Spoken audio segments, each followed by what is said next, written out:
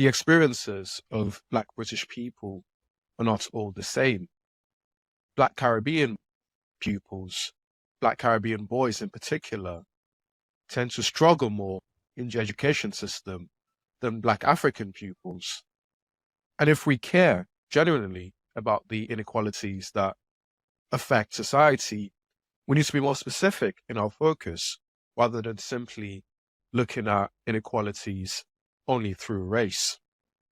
So in my book and in various other articles that I write, I emphasize the importance of class to explaining the various inequalities that affect British society.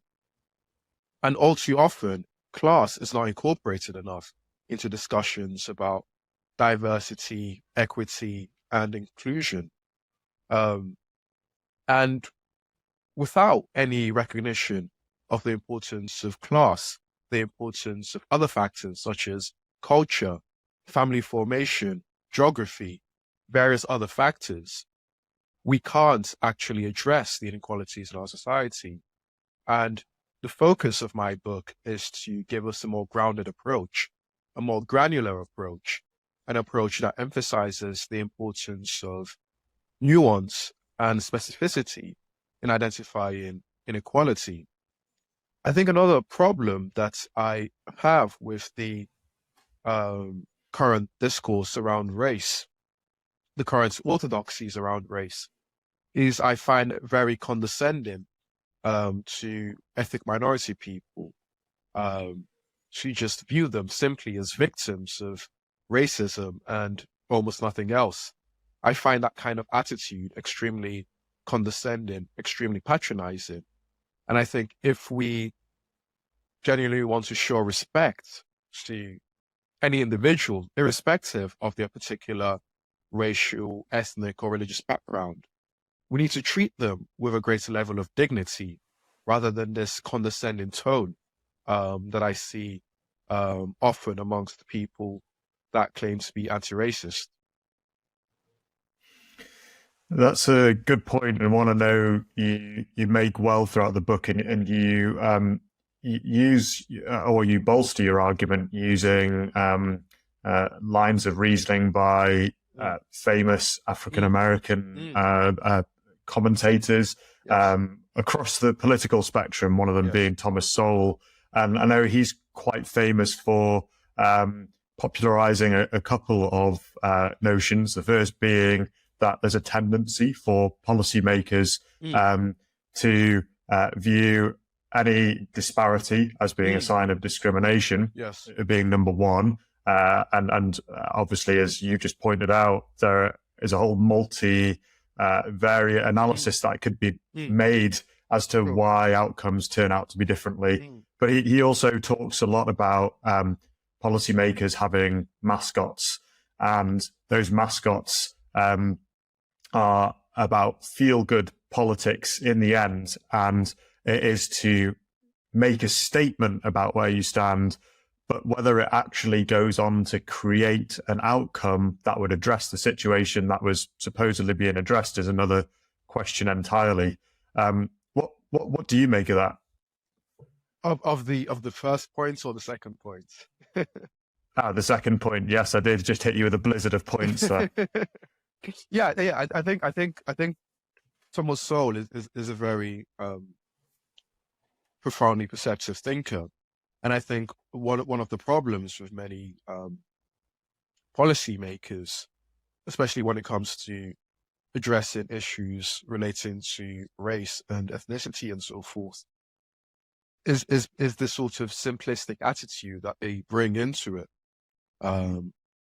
The lack of actually understanding the various components that go into not only a person's identity, but also a person's condition. So to go back to the example that I mentioned earlier about the differences between Black Caribbean pupils and Black African pupils, any kind of policy that says, oh, we need to improve the lives of Black British pupils, teenagers, children, without actually acknowledging the fact that um, certain um, Black pupils tend to do much better, Black West African pupils in particular, than others in terms of education. Um, those policies will not actually address what they claim to address because they're not taking into account the fact that um, the kinds of social condition, the kinds of inequality that they try to reform are not uniform across the ethnic minority groups that they claim to speak on behalf of. To use an American example, and the example of affirmative action is quite interesting because in America, one of the ethnic groups that do best in terms of getting into the Ivy League colleges and gaining extremely prestigious professional jobs are West African communities as well. Nigerian Americans are amongst the most affluent ethnic minority American groups. And if affirmative action is something that's simply focused on race without taking into account things like class and national background, or any other kind of factor, and if affirmative action benefits Nigerian Americans disproportionately, rather than Black Americans who are the descendants of enslaved Africans, then that just strikes me as completely unfair, and that just strikes me as completely anathema to any kind of reasonable social justice. So any policy implementation, therefore, needs to be grounded in acknowledging the multiple ways in which inequality manifests itself, rather than simply being shaped by a totalizing racial approach. Affirmative action seems to be something that comes back into the public consciousness every now and then and ends up under the spotlight. And I think we're probably there again now.